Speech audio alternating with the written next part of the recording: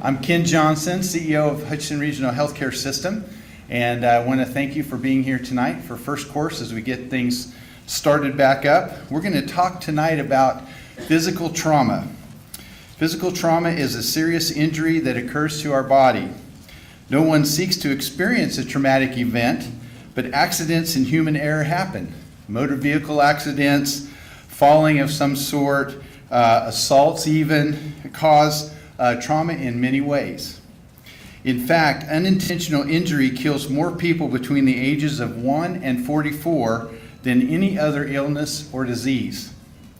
Fortunately, many trauma cases can be prevented with proper safety conditions such as driving the speed limit. Who does that?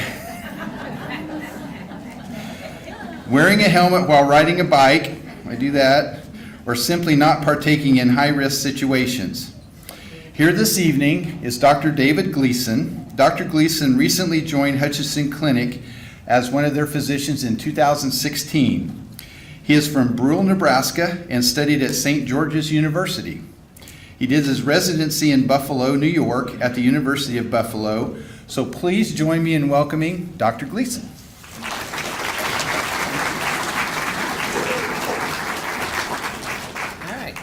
Thank you, Ken, for that introduction. Thank you guys for allowing me to come and talk to you tonight about trauma.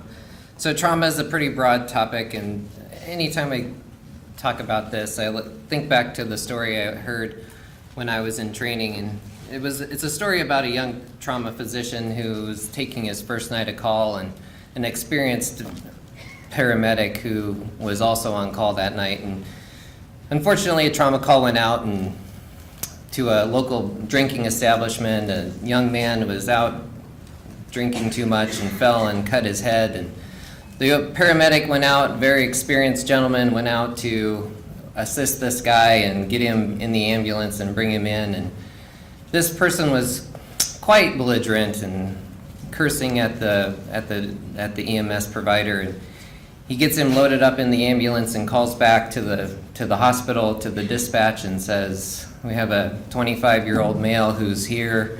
He has a very large laceration on his head and is actively bleeding, and a gunshot." And the young trauma person says, "A gunshot? Oh my, where?" And the experienced paramedic says, "I don't know. I haven't decided yet."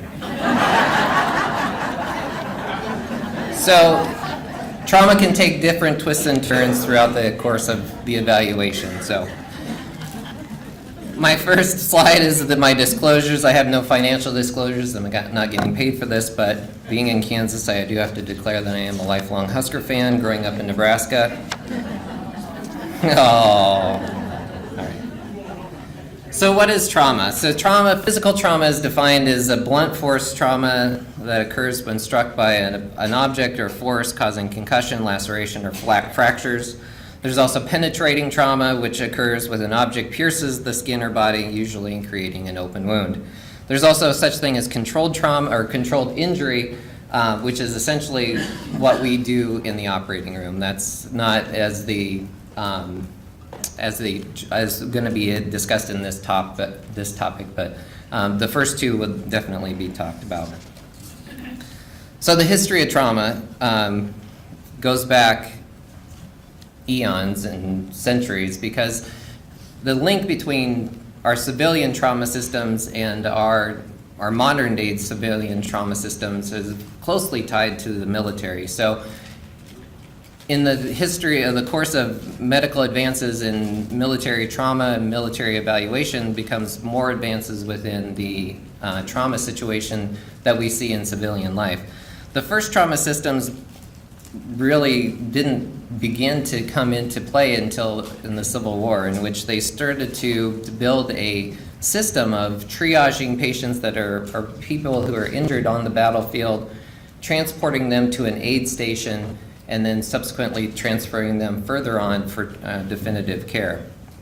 Actually, Abraham Lincoln was one of the first people that really spurred on the development of a trauma guidebook in order to manage and treat soldiers who were injured in the battlefield. The American College of Surgeons, which is the oldest organization for surgical care that is in existence was founded in 1913.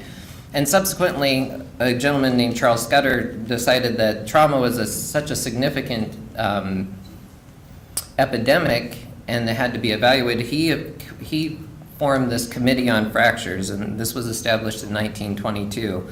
The Committee on Fractures was essentially, we didn't have at that time physicians who were surgeons that were divided and specialized. So there wasn't orthopedic surgeons, there wasn't neurosurgeons, there was just a surgeon. And so what his goal was is that because of the different ways people were caring for fractures, his goal was to form this committee to put out a guideline on how patients were to be treated after fractures. This committee took evolution into 1950, in which it formed the Committee on Trauma, which is the current committee in the American College of Surgeons. And that's been held by, I think, 11 co-chairs and chairs throughout the course of the years, and is really the kind of the guiding force in bringing, again, the military side, the military knowledge to the civilian side for treating traumas. In 1946, federal grants and the Hill-Burton Act was basically, they were put out by the federal government to have hospitals build emergency rooms. This is actually an act that is still funded, so any nonprofit hospital that's built will ultimately have a emergency room in it.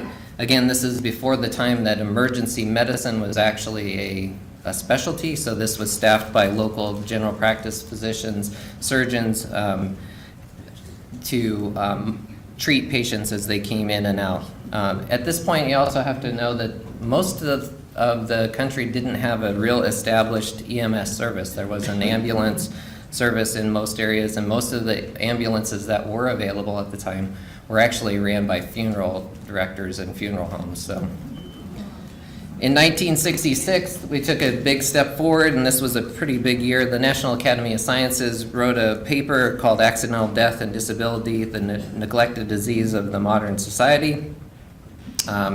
This really kind of put trauma to the forefront as an epidemic. It basically was the foundation in which the creation of regional EMS services, the creation of the 911 and improvements to the 911 system were based on, and also established money so that paramedic specialty could be trained, so the patient, the first responders going out.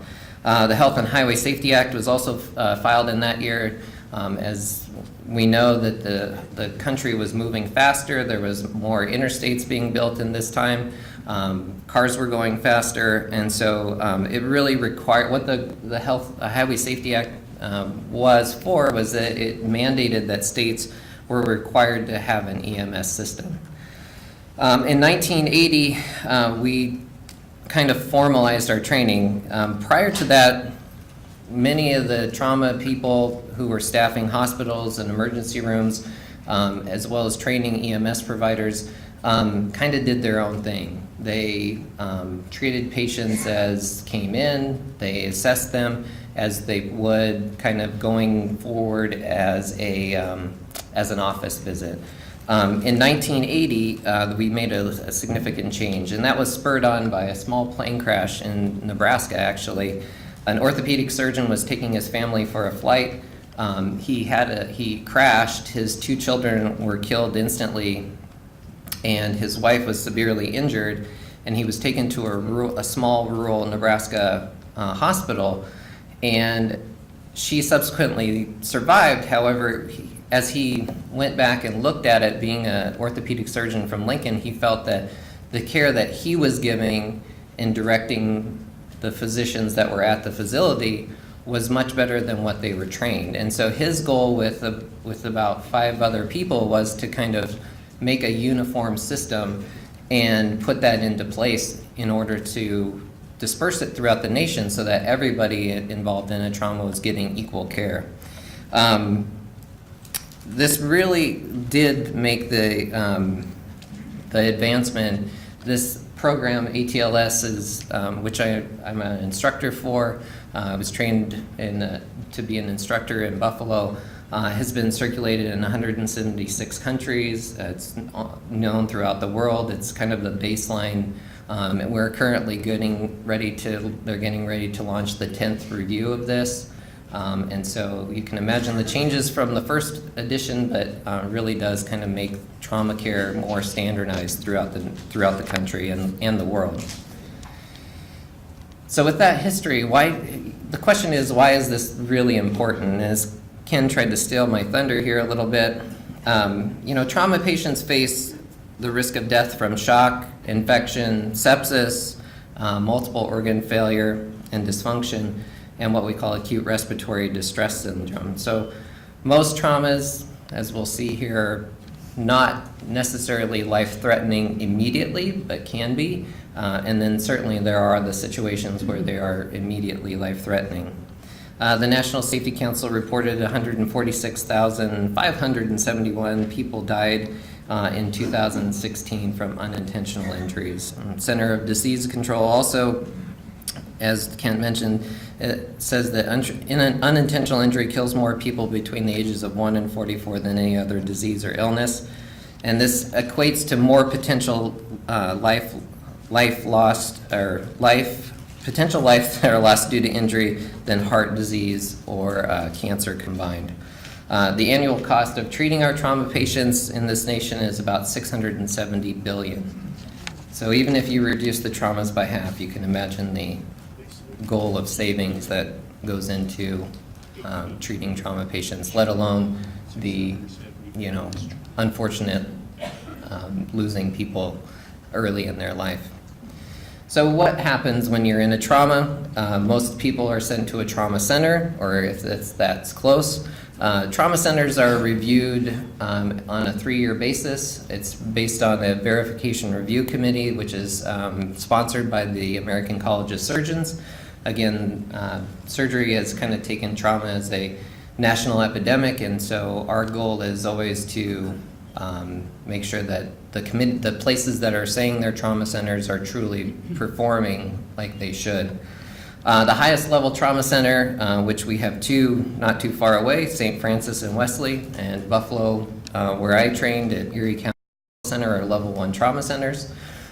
Basically that means they have a full complement of surgical services in the facility, dealing with orthopedic injuries, neurosurgery injuries, urology, etc.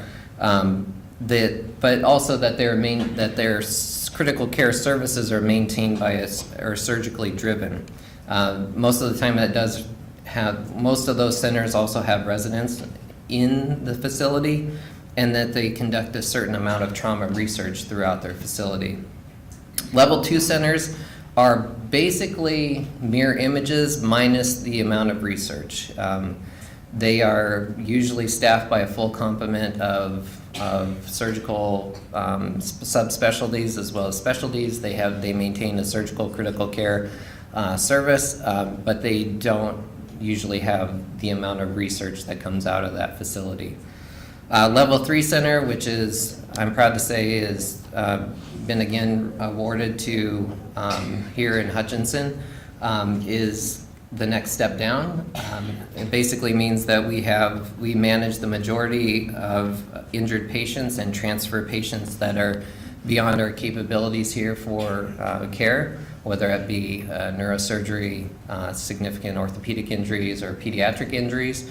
But one of the stipulations for a level 3 center is that you have to have continuous surgical coverage. So there's a trauma surgeon, one of the general surgeons in our group, is on call 24/7. So it doesn't matter when the trauma is, we're always ready and have to be here within a certain amount of time in order to assess and treat those traumas. There are level 4 centers. Those are kind of outlying smaller community hospitals that don't require surgical coverage all the time. Those are basically triage centers in a sense that are, their goal is to stabilize the patient and get it to one of the above 3 in order for final or definitive care. The New England Journal of Medicine in 2006, because of the verification process, they went and said, well, how good are we doing? Basically, they saw that patients treated at a verified trauma center had a 25% lower chance of dying than patients in a non-verified, non-trauma center. So the verification process works, at least we feel it does, and that having that award again given to our facility here is really a benefit to the community. We're one of 2 trauma facilities basically west of I-35, so we're pretty fortunate to have that here. So what happens when you have a trauma? So there's different, not only is there different levels of trauma centers, but there's different levels of trauma activation. A level 1 trauma is just as it is, the highest level of trauma activation. Those are significant injuries with a high risk of death. So those are patients who are in a significant car accident, penetrating wound, what we call hemodynamically unstable, so their blood pressure is not very good, or their heart rate is high, or they're not breathing well. A level 2 trauma would be a significant injury with a moderate risk of death or a significant mechanism of injury that may involve multiple body systems. So again, a high-speed car accident, a motorcycle accident with a fracture and chest pain, those are kind of level 2 traumas. And then level 3 traumas are kind of isolated injuries, injury isolated to one body system with a low risk of death. So what does that all mean? Well, and what is the goal of trauma care? So it's pretty simple. We're surgeons, we're not very smart in general, so we try to keep things as simple as possible. The first step is airway. So anytime there's a trauma, the main focus of that is to make sure that the patient has a patent airway, that they're able to breathe. And whether that means that they don't need anything at all, whether they need oxygen placed over their face, or sometimes they need intubation, like this gentleman here is getting intubated with a breathing tube, that kind of determines on how well they're going to maintain that airway. The second is breathing. Again, I think you're probably going to pick up a pattern here. Breathing, that's basically how well the patient's oxygenating. So you have an airway, are you able to get air in and out of your lungs? And is that, when that air is there, is it getting to the cells? Because that's the most important thing. The next thing, as you can probably guess, is C, and that's circulation. So how well is the blood pumping throughout the body? Are we losing blood? Is there blood spilling out on the floor? Is it spilling out into the inside, etc.? So that's the next step. Go along this theme. D for disability. So that's how awake the patient is.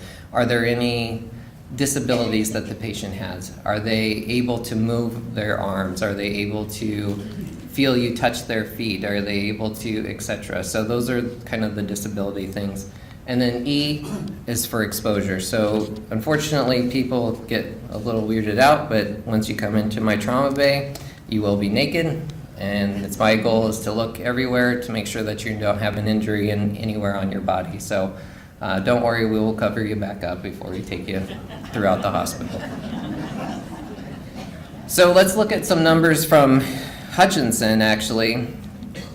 As you can see, we pulled our data from the last 3 years, so 2014, 15, and 16. And in Hutchinson, we see that the vast majority of our traumas here are level 3 traumas. So these are isolated injuries with typically low risk of death. This accounts for about 85% of the traumas seen. So again, a big part of our patients and people involved in trauma is a fairly low risk population. There is the 3% of level 1s and again another 11% of level 2s. But this is as you can see, it's a pretty big block of level 3 traumas. So what types of traumas are we seeing here in Hutchinson? Again, the green being the majority here, and that represents falls. Falls are a significant part of what we see. Again, it signifies the level, kind of, again, the level 3 activation of kind of an isolated injury with typically low risk of death. However, we do see a fair amount of motor vehicle accidents, being 13% in the blue, and then in the red is blunt trauma, so that would be either bicycle injuries or being assaulted, etc. And then a fairly low amount of penetrating trauma. These are, accidental gunshots, knife wounds, etc. So again, vast majority though that we see here in the emergency department and from the trauma service is the falls. The ages that we see for trauma, again, this is going back from 2014, 2016. We see a majority of people here that are over 65. We have a very robust population of people over 65 in this community, and unfortunately they fall, there's accidents, and they come in to see us.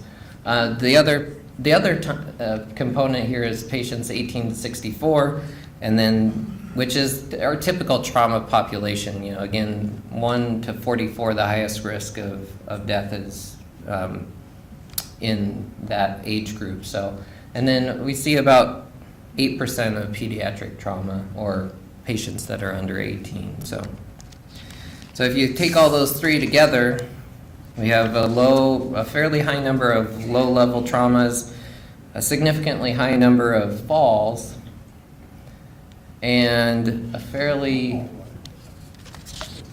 over 65 population. It really stands to think from my position is what can we do better? And luckily enough, or unluckily enough, I guess it depends on how you look at it.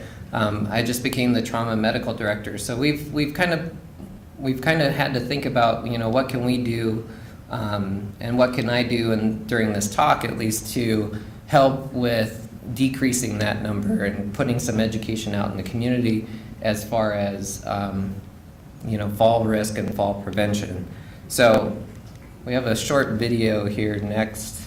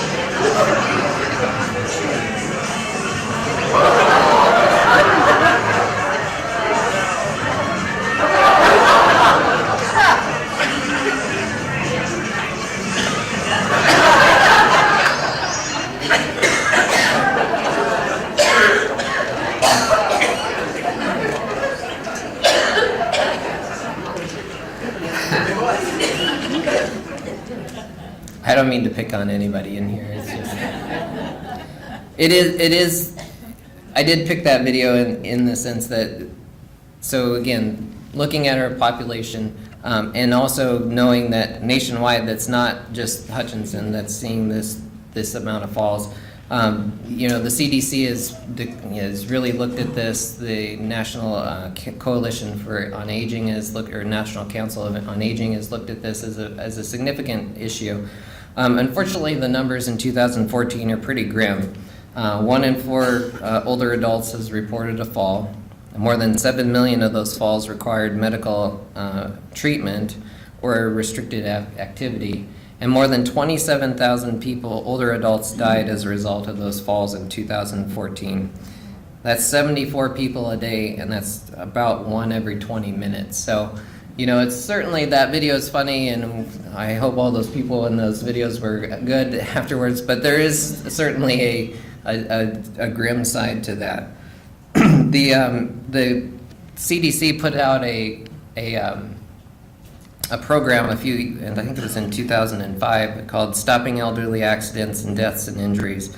And basically their goal on that was to inform patients on and providers on screening for falls, outline training on what to do for providers to prevent falls, functional assessments that can be done by the provider or by home health care workers to prevent falls, and then informational brochures, again, for not only medical providers but patients and their healthcare providers. So the total cost of treating these falls, excuse me, in 2014, again, was about a tenth of what it was total, so about $67 billion to the Medicare and Medicaid population. So when we talk about falls, what are the complications and why are we seeing such a high rate of deaths? So in patients who fall, there's multiple complications.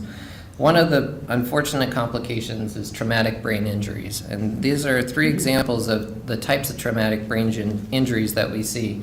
This one on the far left here is what we call an epidural hematoma. The one in the middle is a subdural hematoma.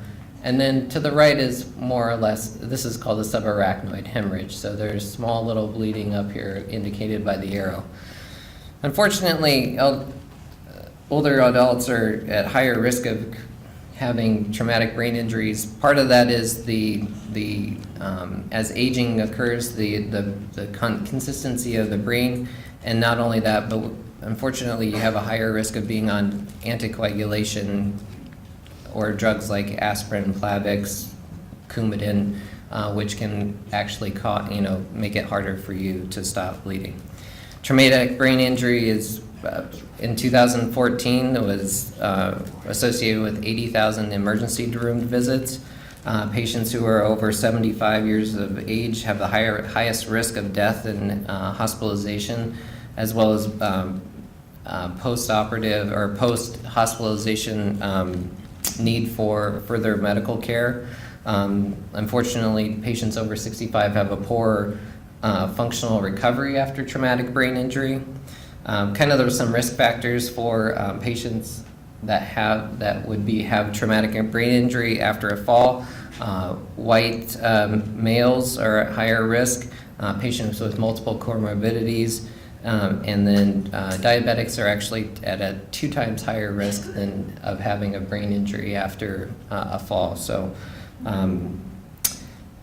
our recommendation and the recommendation of the CDC has been to have a head CT completed on any individual over 65 who presents with a fall or any sign of brain injury or a neurologic deficit on examination.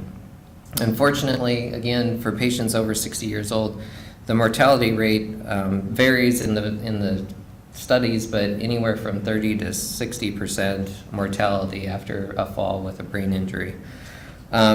The other bottom here shows kind of a common thing after falls too, as well as hip fractures. You can see that this little picture here shows different degrees of hip fracture, whether it be at the neck of the hip, of the femur, at the bones here or below. And then this over here, it's probably hard to see in the back, shows a significant pelvic fracture in which the head of the femur has been punched through the pelvis.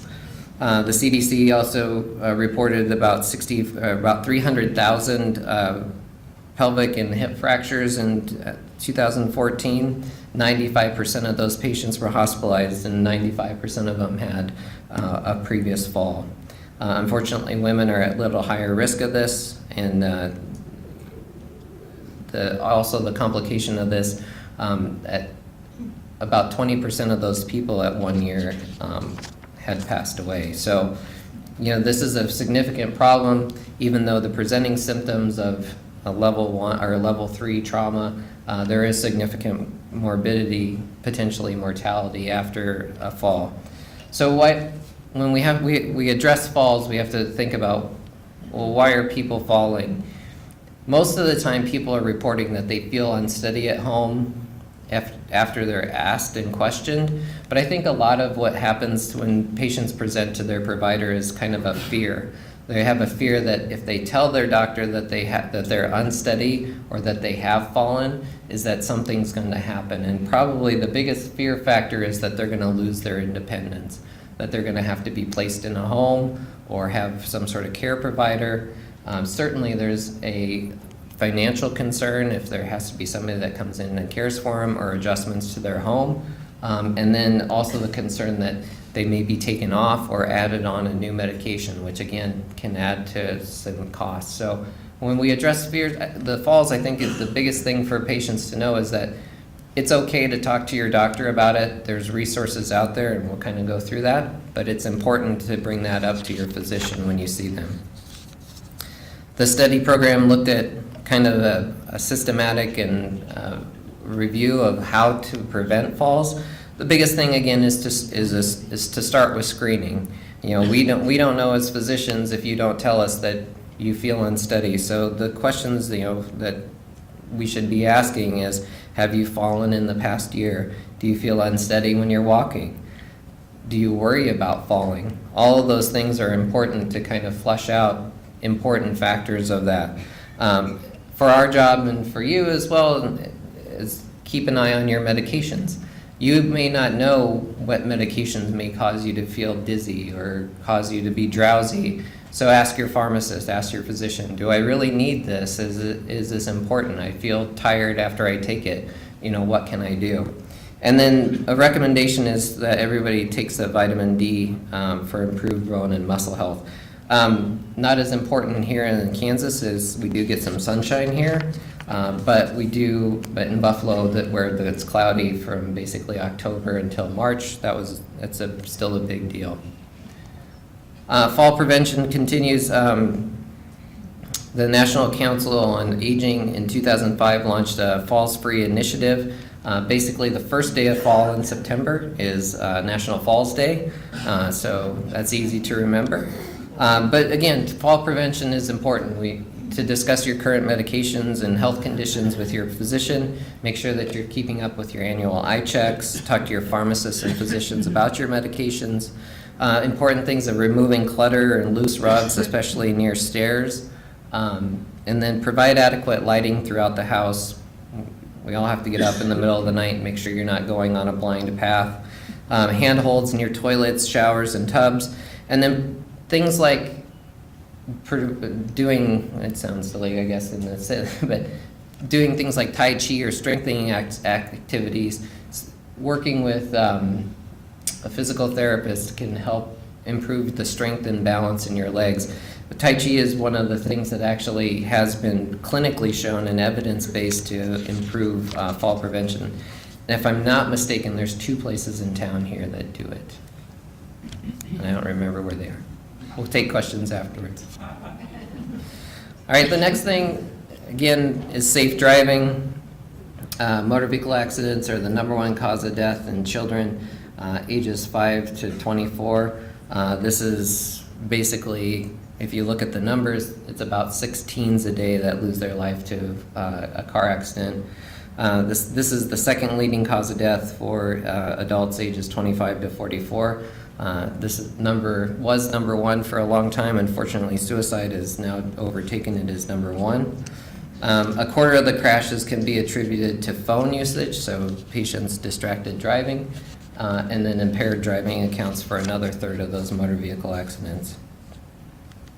Some safe driving things, this is from the Kansas Department of Transportation. A total of 60,473 motor vehicle accidents were reported to KDOT last year. Unfortunately, 322 of those involved a fatality, at least one.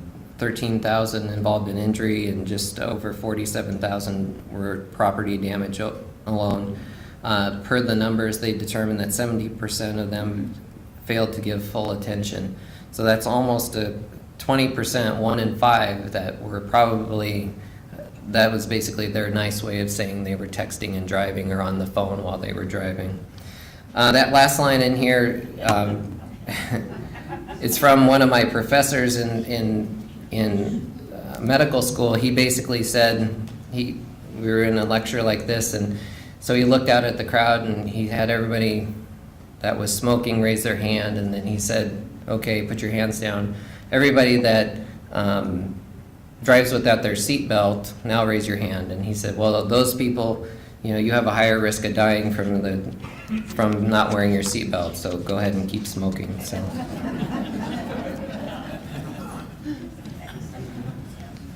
So part of our initiative, not only with the American College of Surgeons, with their task of trauma centers, is to provide an initiative of concern. And this basically, the Stop the Bleed initiative is one of the new initiatives from the American College, and this is based off of the presidential recommendations in 2015 in regards to strategies to enhance survival in active shooter or intentional mass casualty events. And there was a group of